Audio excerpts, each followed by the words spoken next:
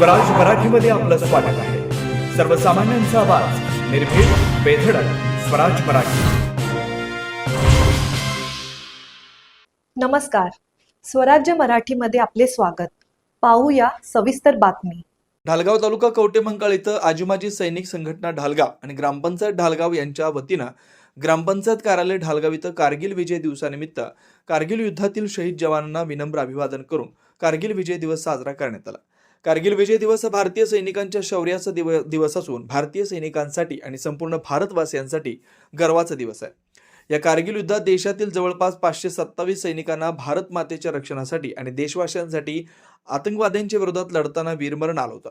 त्या सर्व शहीद जवानांना वंदन करून कारगिल विजय दिवस साजरा करण्यात आला. यावेळी मनोगत व्यक्त करताना भाऊसाहेब देसाई मेजर यांनी कारगिल युद्ध आणि कारगिलमधील परिस्थितीचा उल्लेख करून भारत मातेच्या सेवेसाठी सैनिकांना कोणत्या समस्यांचा त्रास सहन करावा लागतो याची आठवण करून दिली. यासोबतच भाजपाचे युवा नेते सुभाष शेठ खांडेकर, ग्रामपंचायत सदस्य सुरेश घागरे, महाकाली साखर कारखान्याचे संचालक भाऊसाहेब पाटील यांनी आपलं मनोगत व्यक्त केलं. ढालगाव ग्रामपंचायत आणि ढालगावमधील सर्व नागरिक नेहमीच सैनिकांच्या गौरवासाठी आणि सन्मानासाठी उभे असतात याची प्रचिती ढालगावचे लोकनियुक्त सरपंच संजय घागरे पाटील यांनी आणून दिली.